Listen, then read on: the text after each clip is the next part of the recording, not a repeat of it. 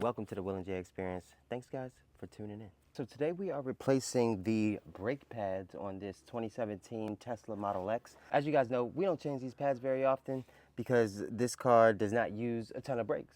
The electric motors slow it down, and me personally, I drive it so that I don't use much brakes. I just use the electric motors most of the time and then use the brakes for like the last little bit of stopping power and to hold still. I already did the other side to get the hang of it, and then I'm going to show you guys how I did that. You don't need no special tools. You don't have to have Tesla do it.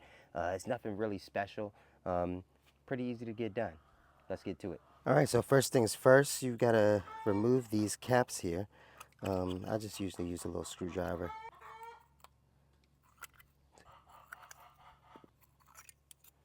Once all of those are off, that'll expose your bolts 13/16. Before we jack up the car completely, we always go ahead and loosen up the wheel lug nuts ahead of time. That way the wheel doesn't spin on us while we're trying to loosen these up. We don't take them completely off, of course. We just loosen them. I usually just do that first turn, and that's it. And now we're just gonna go ahead and jack up the car.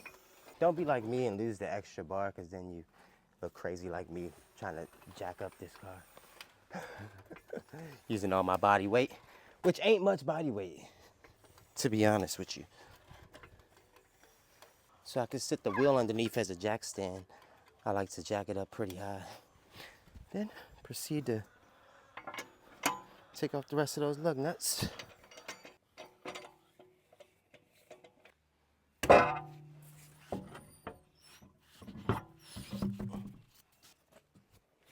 Just a little tip if you don't have jack stands. That way, if the car falls, it'll fall on this instead of me under the wheel well. On these calipers, you have two pins.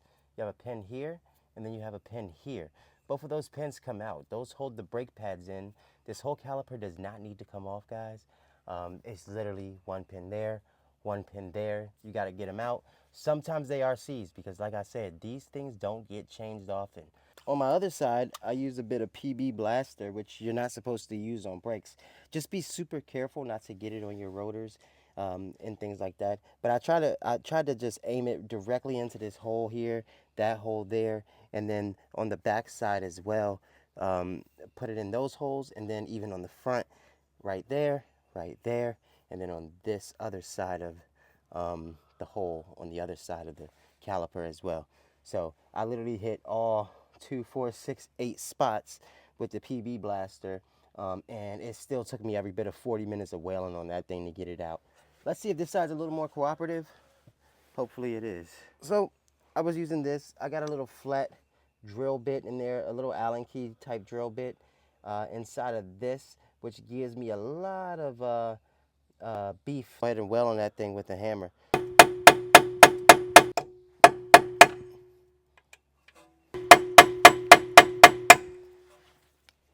All right, as you can see, that bad boy stuck. So I'm gonna do the same thing I did last time. I'm just gonna hit it with a little bit of penetrating oil. And then I'll just use brake cleaner after I'm done and try to clean it all up. Yeah, there's the back side of that thing. So right there is where we're gonna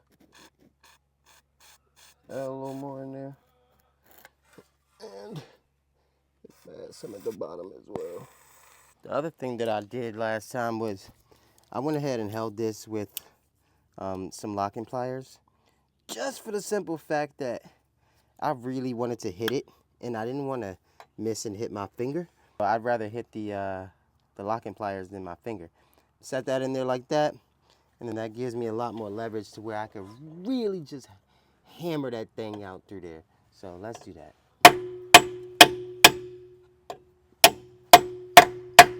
And with just a couple heavier hits, as you can see, it went right through.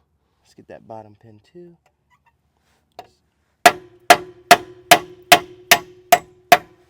Honestly, just don't fool around with it. Hit that motherfucker. And then after that, because you got to get it through a little more, as you can see, it's not all the way through yet. So I'll use a drill bit to put into the hole now. and then I just wheel on that.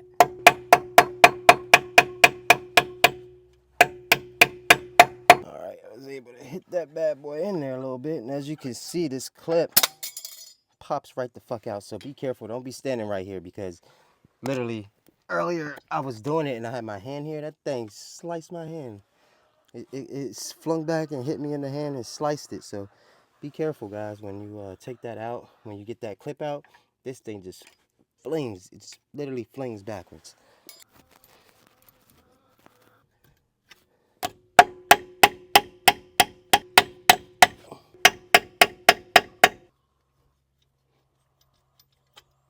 Whew. Finally got it. Look at all that brake dust that came out of there. Crazy.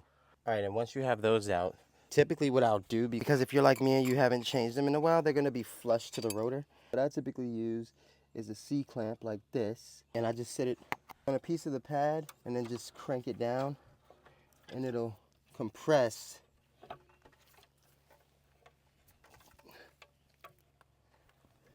Just turn it. Okay. And then I will go down to the bottom. Same thing. As you can see, we got space now for these to come on out. And they just wiggle right out. Wiggle, wiggle, wiggle, and they're out. We're gonna do the same thing. Same process here. Put that bad boy on there. C-clamp.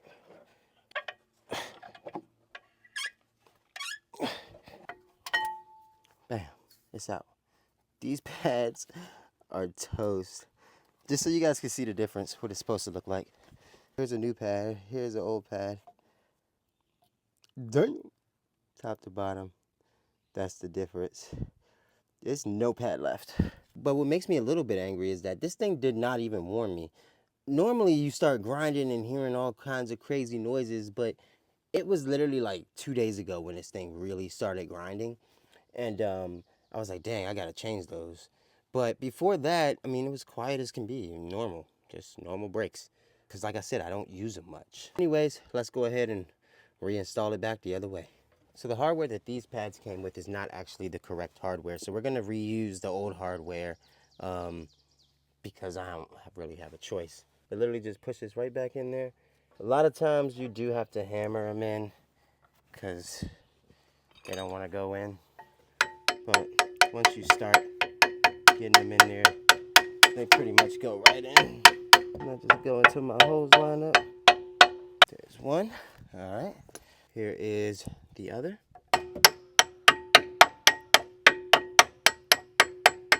And then you just reinstall everything else backwards. Starting with your pins. Put this in after the bottom one. And then when you do the top one though, you gotta get it in concurrent with putting the pin in.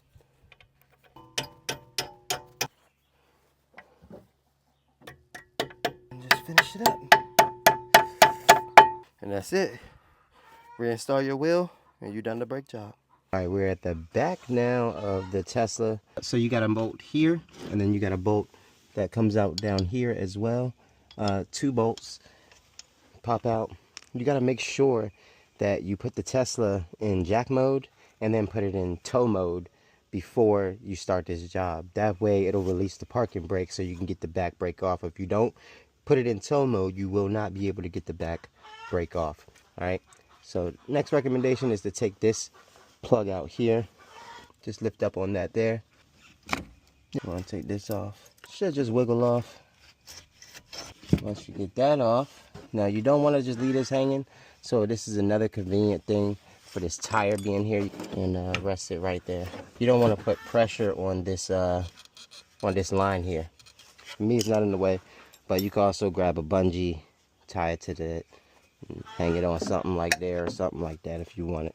Put those out of there. Thanks guys for tuning in.